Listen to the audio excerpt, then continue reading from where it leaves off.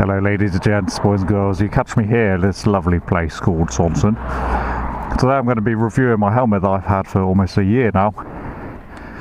It is called the Exo Carbon 1400. Now let's just start off by saying it's not actually carbon. I think there's carbon elements, it's a carbon look. However, it's not 100% carbon. And you should be able to figure that out by the price tag. Because these helmets range between 250 Great British pounds to 350 Great British pounds, which is on the maybe the medium scope of motorcycle helmets, probably the medium to low. But for the value, I would say it's good. It's a good amount of value. Now, first of all, people's reaction when they see my helmet is that they tend to point out that it's a lovely looking helmet. Then I offer them the chance to hold it, not to wear it, to hold it. And they hold it, and I've normally got my GoPro on it, and maybe my intercom.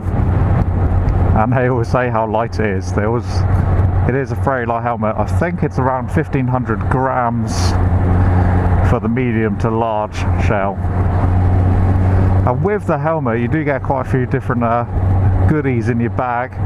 So this tinted visor that you're seeing me with now, this actually came with the helmet, and I've got a clear visor with it. However, I did only get one pin lock inserts.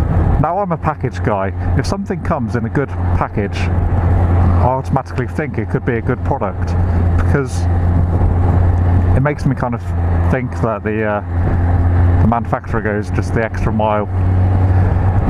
Oh yeah, this come in a standard box, so I'm not going to talk to you about boxes. However, it did come in a lovely little padded helmet bag. Yes, I've been wearing this helmet in all sorts of weather, and I've used a couple different bikes, if that's going to make any difference.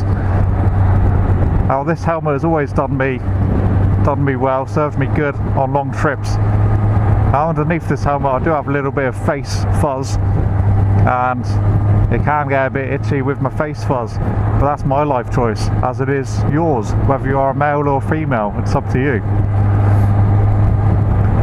Now, it is very light, like I said. It claims to be 1500 grams, and the longest I've ridden with this helmet is maybe about 10 hours, and it certainly does make a difference on your old neck muscles.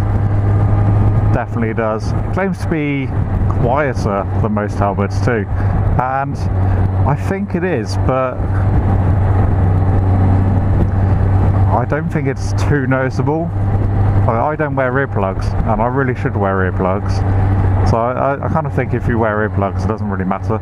Like, you can definitely get quieter helmets than this, and you can definitely get noisy helmets. Like, this helmet does not whistle. There's a couple air vents, they would do. The air vents would do. There's one on the top of my head, there's one on my chin. And the air vent on top of my head goes all the way through to like a little vent on the back of my helmet. And it does the job. I'll take a detour rather than get stuck in that traffic. I can't filter down there because the road's too narrow. So where was I? This helmet.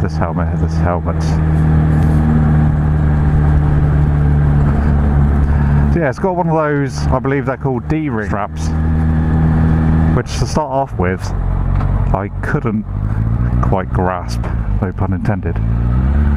So if you're testing one out in shop and you're looking at it and you think, oh no, I don't like that, you will get used to it. You definitely can't do that with gloves. Though you can try. I can't do that with gloves, but you do definitely get used to it. And the benefit of having this type of strap is that it doesn't flap around in the wind. You've got a clear visor on. Just here, I don't often use it, so it's quite difficult for me to find. I believe it's here, there it is. Then you've got your little pilot shade thingy, which I'm actually going to keep on now, so audio might be a bit different.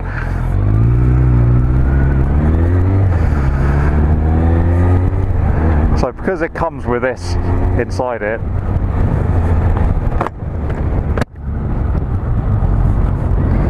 got a bit windy there, didn't it? Oh yeah, because it comes with that inside it, does have a bit of a prominent forehead feature, so if you are crouched in such a position you can't quite see further up the road, so probably isn't best if you are crouched like that on your motorcycle. But my overall score for a day-to-day helmet, if you don't want to break the bank, I'll probably give it a 9, an 8 or a 9 out of 10. I did make a more in-depth video about this motorcycle helmet, which I will put in the description below. And that's me done, ladies and gents. Thank you for watching. Hello ladies, gentlemen, boys and girls and everyone in between, and welcome. I've got a new helmet. Check this out. Isn't that cool?